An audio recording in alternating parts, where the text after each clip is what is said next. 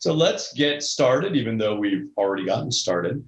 And let me introduce myself. In addition to the folks who are joining on Zoom, we're streaming on LinkedIn Live. So I'll say hello to everyone. My name is Michael Goldberg. I'm our Executive Director for the Veale Institute for Entrepreneurship.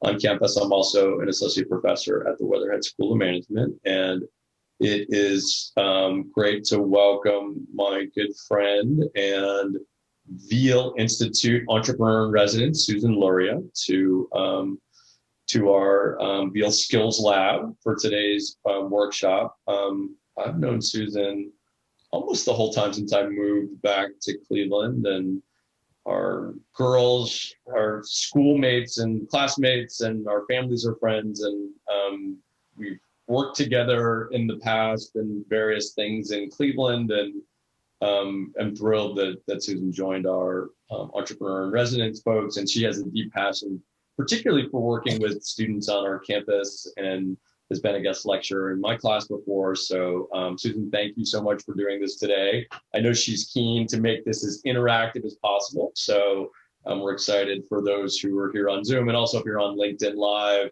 let us know either in the Zoom chat, raise your hand, or if you're on LinkedIn Live, just put a comment in the comments, you have a question for Susan, and Doug and I'll be monitoring the chat. So with that, Susan, let me turn it over to you.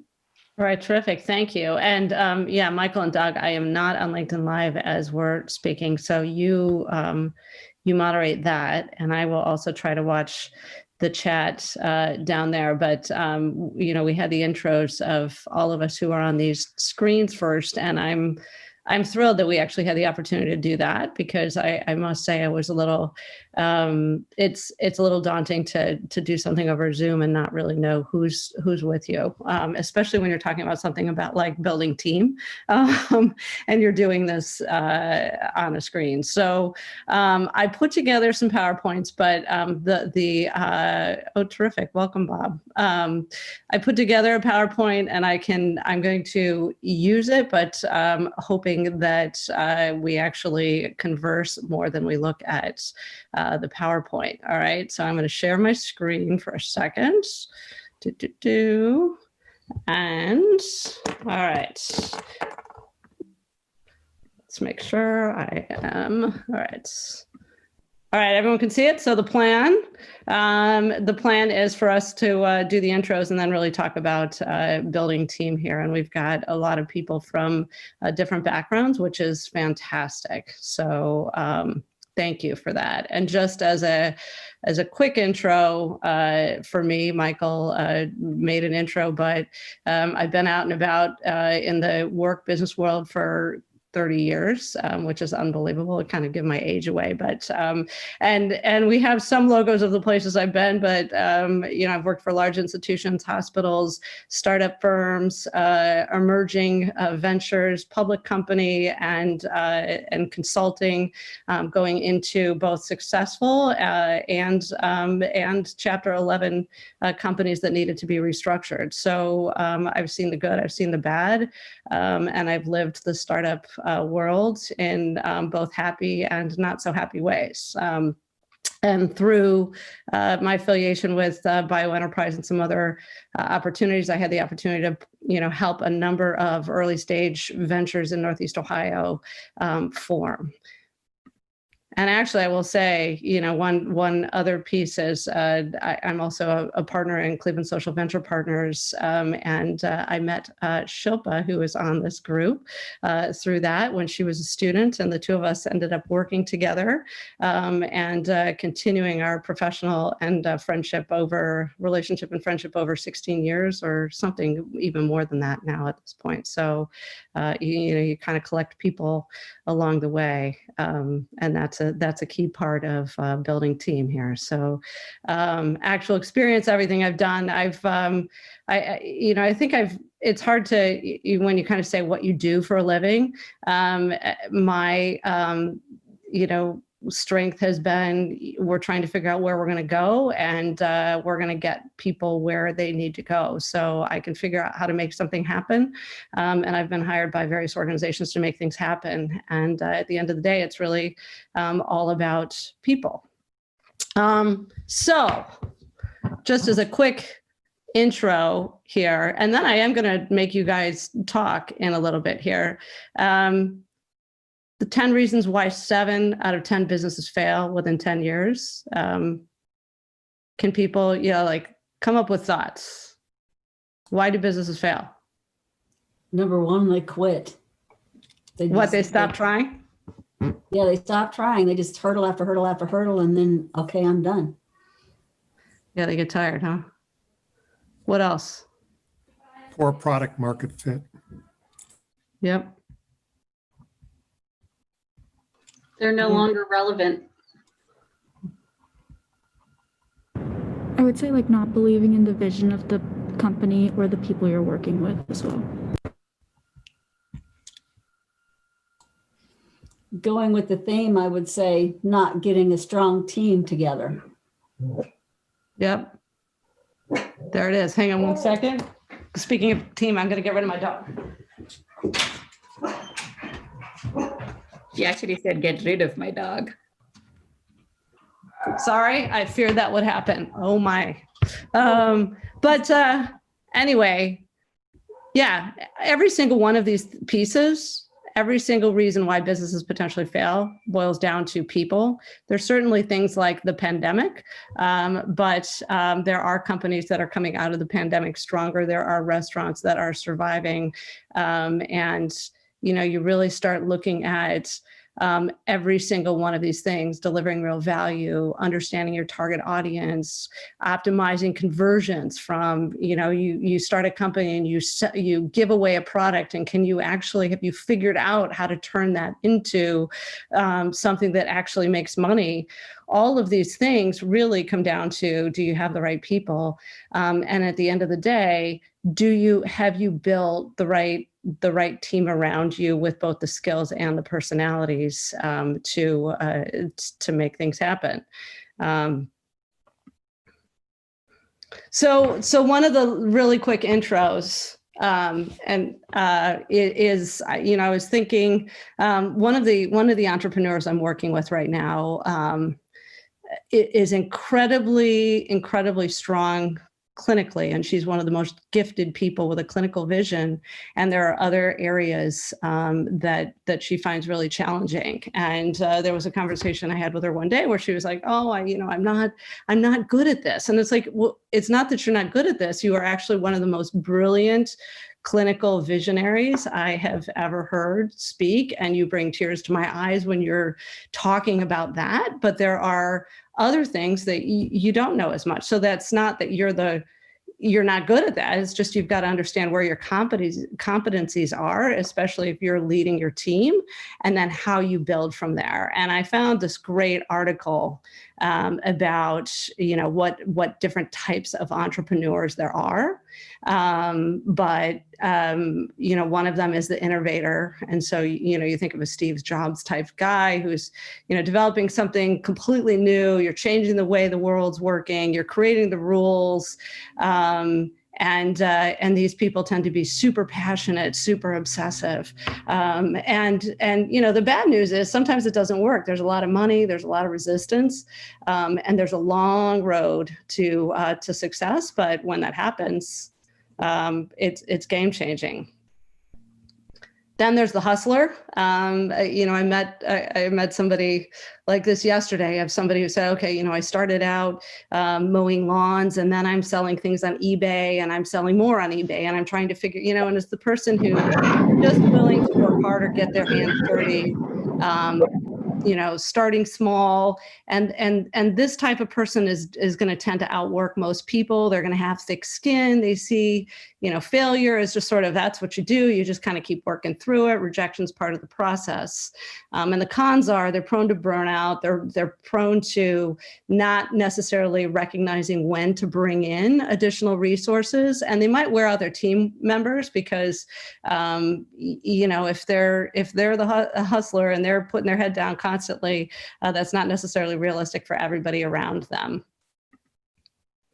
Then there's the Imitator, and I worked with one of those for a number of years, and just absolutely brilliant, who took a component inside of a medical device and knew that he could make it better and built an entire company around it, sold that company, and then did it again even better and sold it a second time, and really just saying, there's a way to do something that's being done even better. And so in some ways, this person's a combo of an innovator and a hustler, because they're putting their head down and they're taking something, they're creating new ways around it, but it's refining a business idea instead of a completely game-changing new way of doing something. And your idea is always going to be compared to the original idea, but this is a very valid way to go as well. Then we have the researcher, somebody who's going to take the time to research and develop thoughts from all angles, data, facts. They're very well thought out, plan for contingencies, and they're not going to start something unless they really know their market, they really know what they're planning to do. And then the cons on this is this person's slow to move. They're going to be more risk averse because they've got so much data and they just want to get a little bit more data. And potentially then the business piece, where you need just a certain amount of information, and to make a decision, they stop themselves from being able to just make a decision and go with a little bit of gut as well. And then there's the buyer, which, potentially we'd all love to be, right? Somebody who's got the wealth accumulated and they're going to go buy a company, they're going to run it better. And buying an established business is less risky, although sometimes, you tend to overpay for those things. So in terms of building full team, it's know thyself, and then begin to build around yourself.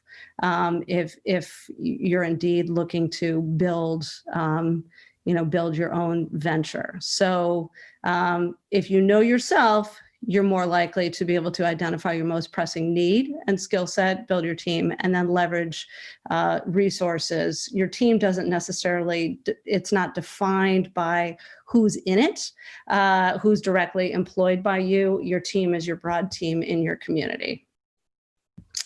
All right, so this is now we're going to talk again. For a startup, what are the critical functions that you need to have in a startup?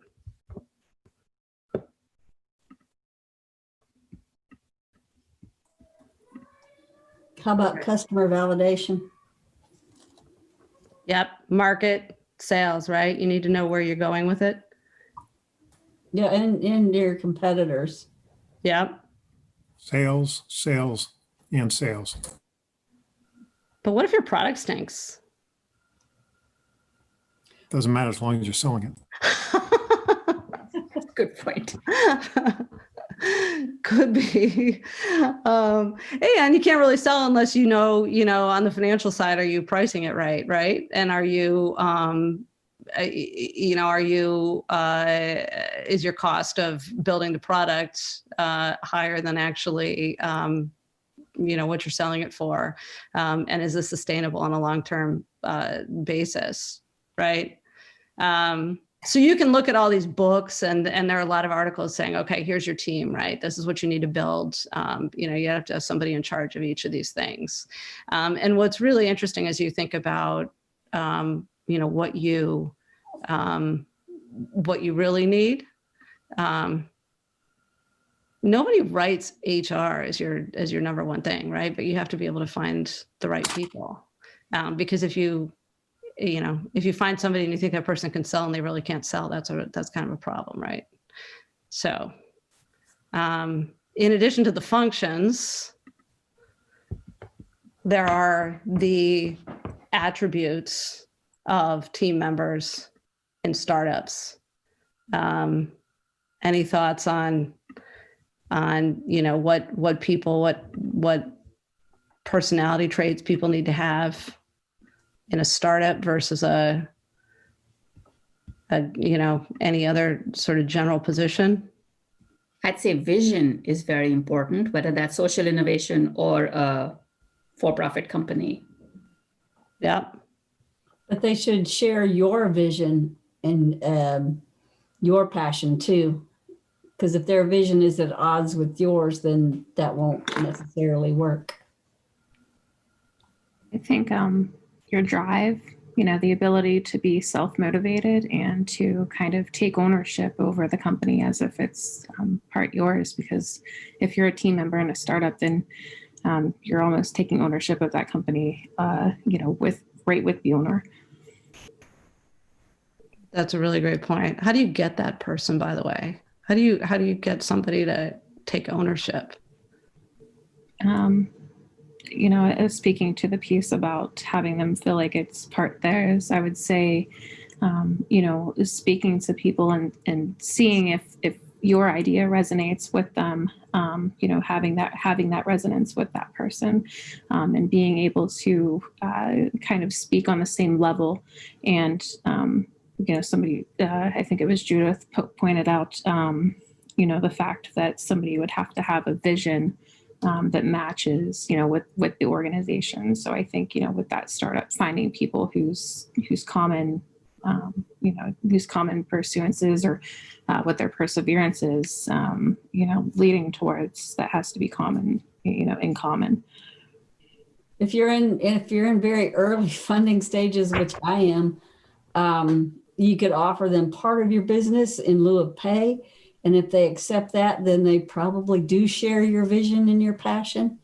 And because they're not just looking to get paid. Yep, they're taking some level of risk, right? And they're putting their sweat equity into it. Yeah, this is great. I mean, it's just interesting over the years. You think of the people who say, okay, yeah, I want to go into an entrepreneurial situation and, a really small team, and every single person is really critical on that team. And so, yeah, you've got to have the vision and the chemistry so that the team comes together. The person's got to be motivated internally. They've got to be deeply committed to it. And a really interesting part of this is, sort of emerging venture versus large company, the degree of flexibility and ability to accept ambiguity are really, I think, two key attributes for the smaller team versus the larger organization. There was one of the MBA coaches. I don't know all the coaches, Michael Goldberg would, but he said, hey, look, when we have to reduce the size of the team and who we're traveling with the team, we travel with the people who are who have the ability to play multiple roles, right? And in a startup or in a small team where you've got limited funding, somebody who's flexible on that and can roll with it is really, really critical, as opposed to in a larger organization where there's more defined job roles and descriptions. But you guys are right. I mean, the passion and the vision are absolutely critical. So here you have it. Now, here's the one that I really wanted to get you guys, let's talk about. How do you actually find people? Because I think that's why we wanted to be here. One of the things I did with an MBA class, not a Weatherhead class, I did it at another school, but it was a class that had been together for 3 or 4 months already, a couple times a week. And I asked all of them to write down on a piece of paper the name of at least 10 of their classmates in the room and a couple of things that they knew about the people in the room. And nobody could do it. I mean, it was really interesting. And I was thinking, okay, these are business students and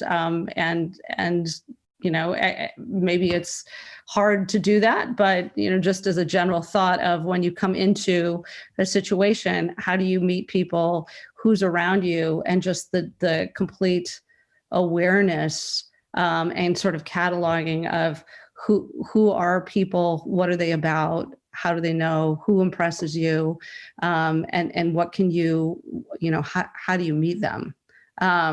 So Michael, I don't know if you're still there or not, because I'm seeing, but I was going to use Mr. But, you know, enjoying this. Yeah, now you're here. So Michael Goldberg, I actually use as an example of somebody who is the absolute, one of the best people I've ever met at this skill of just meeting people. Were you always like that? Probably. I probably was. You know, it's funny, like I was thinking about your question and the tools that we have access to today that we didn't when we were starting our careers. And, you know, a tool like LinkedIn, I mean, actually, Doug and I were just connecting with an alum who works at Salesforce out in San Francisco right before this event. And, you know, LinkedIn and Google, but LinkedIn in particular, just given the theme of team, you know, presenting kind of in a very short snippet, what someone has done in their career. And I think B, what's super interesting, and I think maybe speaks to Susan, some of the things you're talking about is this sort of interconnectivity, just in a very quick way, seeing the mutual connections that I had between this alum of the university. And, you know, I think what's fascinating about networks and LinkedIn or Facebook or even Twitter are sort of, you know, platform manifestations of these networks where it's like you start to see, I mean, how many of you have been on Facebook where, I mean, my birthday was last week and like someone wished happy birthday, and then there's someone underneath someone's birthday comment, they're like, how do you know that person? You know, so, you know, we build these networks for those of us that have been out for a while, kind of throughout our career. And I think one of the interesting challenges, and I mentioned Susan is one of our new entrepreneurs in residence, and Susan saw this in action yesterday. One of the things that I often enjoy doing, whether it's getting friends to be guest speakers on things or in classroom, but this new program, you know, we all collect friends and talent, and then you look to see in a way what way you can deploy them on things that you're doing. And frankly, and Susan and I were talking about yesterday, like this meeting that Doug and I held yesterday with our EARs and people, like it was kind of a mess. It's a new program, it's entrepreneurial.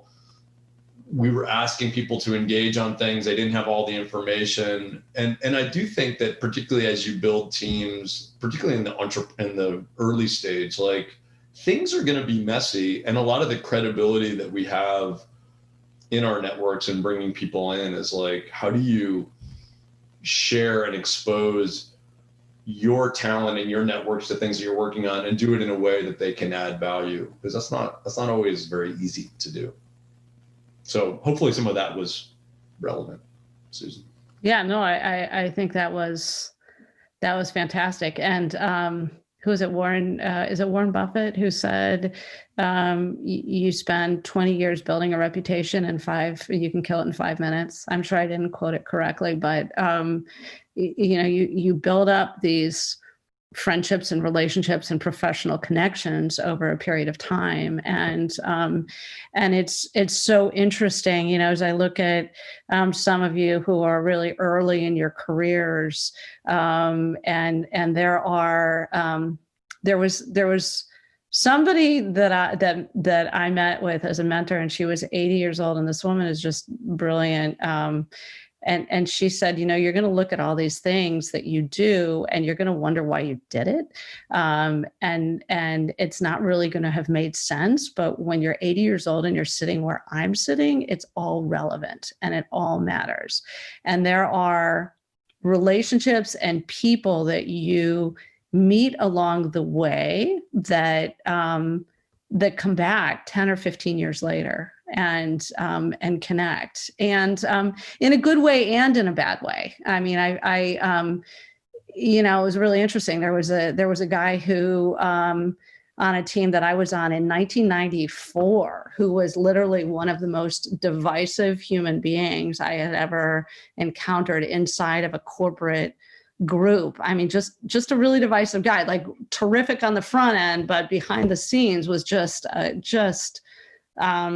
really rough. And then he pops up so it was 1994. Then he pops up as an applicant for a senior position, in a company that is run by a friend of mine. And my friend said, "Oh, this guy's on your LinkedIn network. What do you know about him?" And what do you say? Like, yes, people have the opportunity to change and think about that, but that was 1994. I mean, it was, it's interesting. It's a small world.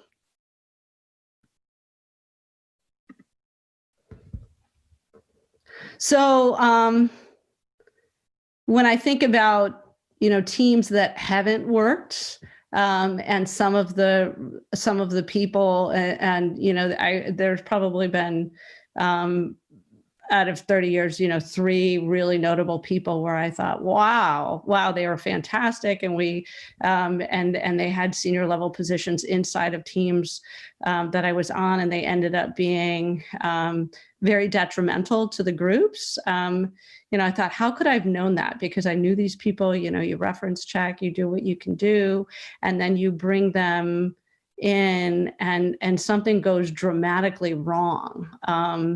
And one of the things, sort of the constant in those of, okay, what's the learning, and is there a way that we could have avoided those decisions?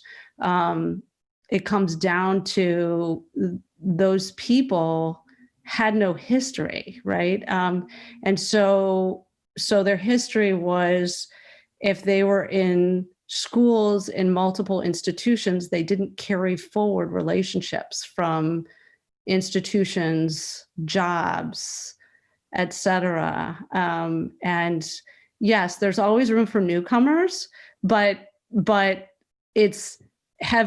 do people have an ability to form a relationship, and is that relationship lasting? Does it last more than a year? Because if you've got somebody and you're looking for stability and you're looking for a partner of somebody that you're going to go into a really stressful situation with, you want to know that person's got some personal qualities where those relationships are important. They've got, professional connections that carry them from one place to the next.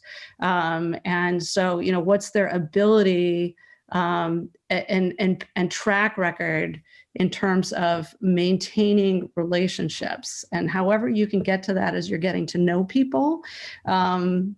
If I could just say one thing, it's looking at that and just getting people's, as they talk about other people and experiences, what's their level of positivity and professionalism as they're talking about those people. I mean, there's another, person I was thinking about where that person was very divisive. And I said, look, whatever he's saying about me to you, he's saying about you to me. And so it's just recognizing that in our own behavior and in recognizing who you want to partner with, particularly in a team that's going to be small, where every single relationship counts.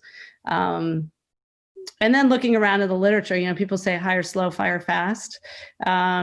Maybe that's true, maybe it's not, but it's really, get to know who you're partnering with pretty carefully before, if you're really going to go into a serious partnership and venture with them.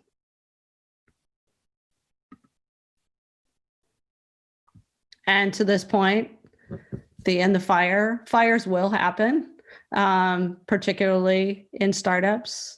And so there's, sort of the categorization of relationships. Is somebody going to run in to pull you out? And every team, who they're going to, somebody who's going to run through walls to save that team.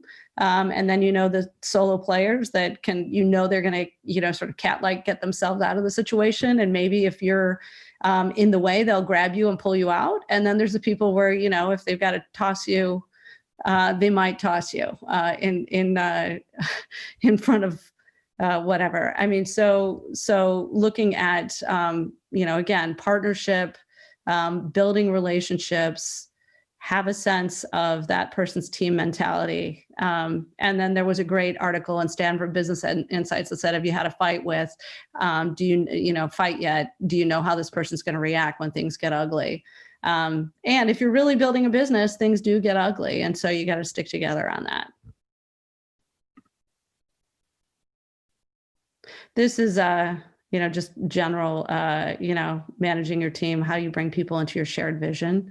In general, people want to be part of something and know their impact, and so you're not just hiring, but people leave managers, not companies, and they're really going for opportunities. I think I'm going to actually stop with the PowerPoint though, and I'm going to get people to talk in a minute because I've just got a couple more slides, and because I put the slides together, we have to talk about them. But back to the relationship of how you bring people in a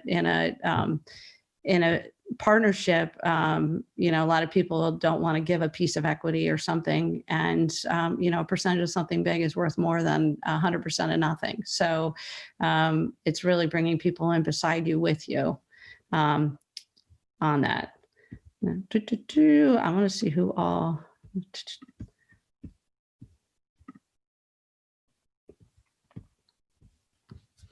So back to, structure of working with people.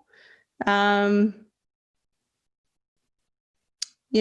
are ways to build your team with short-term consulting type relationships, longer-term consulting, equity, employee. And it's completely dependent upon resources, needs, timing. And that's really, some of you have experience with this, some of you don't, but you just sort of say, how do I build a team if I really don't have a lot of money? It completely depends on your resources and your needs and your timing. It's hard to talk to this because everybody's at a different stage. But there is, if you go onto Google, you can look up a variety of situations with this, but in general, these are the different categories. This is one of my favorite quotes. But now, one of the things I wanted to talk about too was not just people, but leveraging what's out there in the community and the support resources that people have available to them. And Bob Sobko, are you on this? Yes. All right, awesome. All right, can I put you on the spot and have you talk a little bit about Launchnet as one potential resource for those affiliated with CASE who are looking at creating something? Absolutely. So Bob Sopko and run Launchnet. There's a Launchnet at CASE, Lorraine County Community College, Baldwin Wallace, Kent State, and maybe about a year, John Carroll University, funded by the Burton D. Morgan Foundation. We help students and alumni of each of the respective universities with their business ideas. A lot of nascent ideas that, just starting off, a lot of hand holding, and what we do is we try not to judge the idea, but we try to encourage the entrepreneur to come up with the reason to either, go forward as is, pivot, or, maybe give up the idea, because collectively we've come up saying, this is a lot tougher than, we thought it was. And this is going to be just too difficult. And then we plug them into, you had that nice slide of, other people in the category, and we can plug them into Jumpstart or into Magnet and, other resources in the area. That's fantastic. Thank you. And I know CASE as an institution has so many different resources for people to plug into, and it's not always completely clear where the front door is, but if you go to any door, people can get you to the right door and the right connection on this. And Shilpa, I'm going to put you on the spot for those interested in social impact work. You've been involved with Cleveland Social Venture Partners for 20 years now. And I will just say, as an example of somebody, Shilpa came to Social Venture Partners as an intern when she was a master's student at Case. And the thing that I noticed about Shilpa was she was quiet and just such a study of people. And our relationship and friendship just blossomed because I pulled her aside and said, okay, what are you thinking? And literally she had observations and perceptions on people that nobody else had picked up about what was going on in the room, how it's connected, et cetera. And I just thought that was just a remarkable skill. And so, I'm just, and the whole piece about connecting with people, it's not always an obvious, the LinkedIn and all of the outward stuff. The inward ability to watch what's going on in the room and connect things is just, that's an incredible skill. And Ms. Shilpa's got it. So there's your plug on you, but talk about Social Venture Partners. Well, thank you. I did not know I had that skill till you told me. Now I leverage it all the time. And I am now not shy about saying, look, my gut says we're going in the wrong direction. We got to pull things back. And men, teams listen, and they don't just foo-foo me away because I'm a woman who's saying my gut says, blah, blah. So thank you for giving me the confidence to recognize the skill and implement it.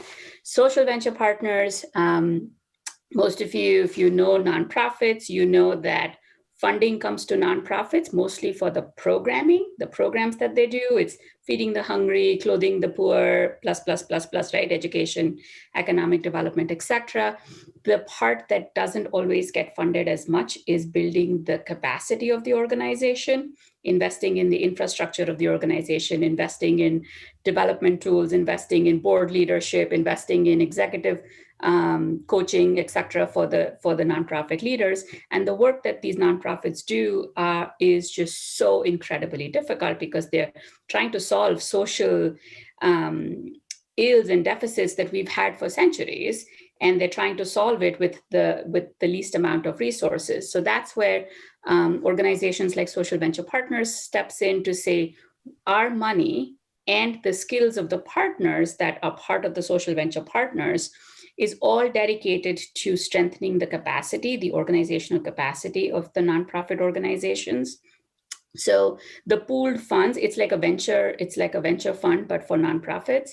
The pooled fund goes towards capacity building needs of the organization, and more importantly, the talent of all the partners. And there are, I think, about 50 to 60 partners in the Cleveland chapter of Social Venture Partners.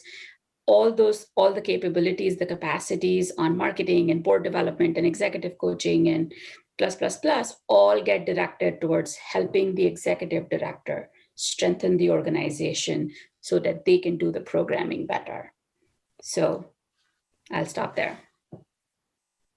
Thank you for that. And the neat thing about that model is it's bringing together, a lot of people who are looking to help and who have varied skill sets. And Social Venture Partners in Cleveland is part of an international network of social venture partners.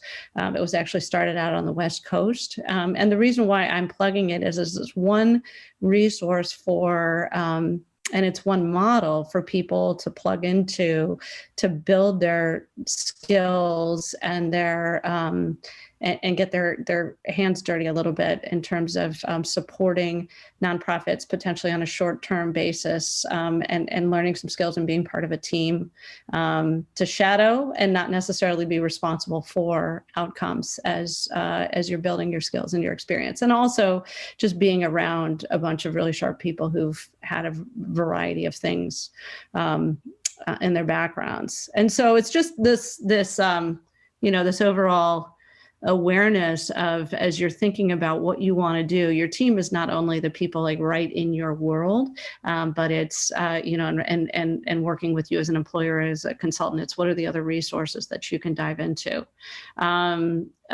Michael, Doug, do you guys want to talk at all about Veale, or do you think everybody on this call is familiar with the resources available from Veale and support? Sure, I can make a couple of quick comments, and we do have some regular program folks, although some new folks as well. So yeah, we're here as a kind of helping support and partnership with Bob Sopko and the team at Launchnet, that really is sort of our lead point of contact for students and alums that have business ideas and startup ideas. We work with our faculty. And a lot of what we do is just trying to connect the dots, because as you alluded to, Susan, earlier, sometimes universities or communities can have many doors and can be complicated. And so we're a relatively new resource on campus, trying to help folks navigate and a little bit better. All right, fantastic.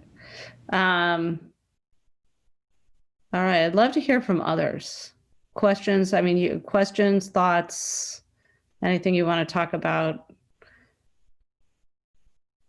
Emily. Yeah, thank you for speaking with us today. I guess one question I have is, I find it easy to look at other people and say, okay, they're a hustler, this is their strength. But how do you recommend people discover their own strengths or market themselves? That's a great question. And, it's really funny. You know it deep down. You just are probably thinking you have a right answer somewhere. And you're, so the things that you gravitate toward naturally that feel more comfortable for you is where you're going. That's the style that you're going to gravitate to.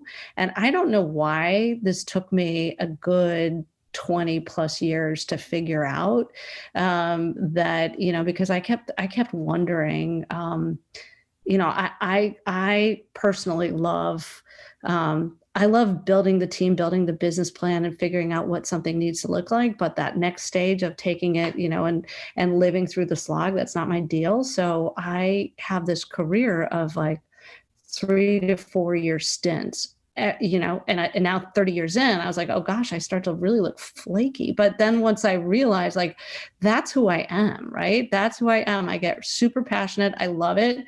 That's my sweet spot. I can do it, but I have to get comfortable with that and just, and really celebrate that instead of saying, okay, I need to overcome that, right? And so there's stuff where you, in your stage of life, you probably already know, and you will continue to have things that come really easily to you and things that are harder for you. And maybe the stuff that is harder for you is more interesting and you can tackle that. But you don't have to. And that's probably not the answer you want, but you probably were listening to those profiles and you probably have a gut of which personality you're more likely to be. There's stuff, there is stuff that's distinctly more easy for you than others. Somebody else was about to say something. I had a quick reaction to Emily's question as well. So I struggled with this a whole lot. And in the end, we had like this group of 15 girlfriends, people who'd known me for the last 10, 15 years. And we had a facilitator come in and present on these various personality types. And I still didn't figure out what I was. And then in the end, I just said, all right, you guys tell me. And they all immediately said, you're X. And that was very helpful for me too, because I was debating between X and Y. And it just became very helpful to have that external feedback come in to inform what I definitely was. Yep. Other people can see it pretty clearly and you know it in your gut, but a lot of times you're scared to say it or acknowledge it, or there's some sort of fuzzy definition or something. Sue, you were about to say something. I just had another question. Mhm.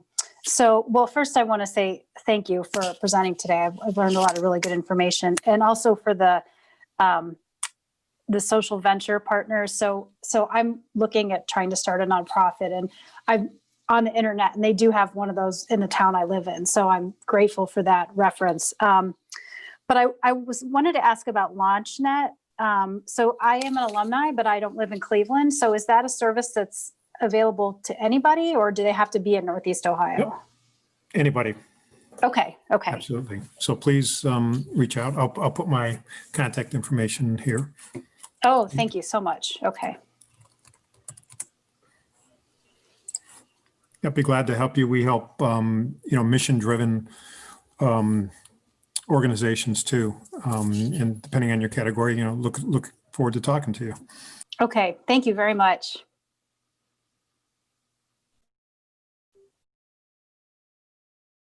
Ismir, you're on mute. I'd love to put you, do you have any thoughts? Anything to add? Questions? Yeah, actually, I do have a question that benefit if you guys have any other, I don't know, experience. So now you build a team, right? So I think the building of the team and having a good process of hiring and setting out and so forth, that's all good. When I was in school, research said that the average employee is kind of sticking around 2 years in the workspace, right? So they get hired, we hire them, we train them, we build them as people, and then they leave. What's happening? What are some advices that you guys have, or what's the industry looking like? So your question, just because you were a little bit fuzzy on this, I want to make sure I understand it. So your experience is that you're hiring people right out, and you're spending a couple of years, and then they jump on you.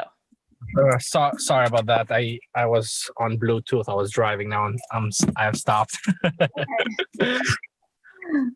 But was that your question? How, what's happening and why are people jumping out? Yeah.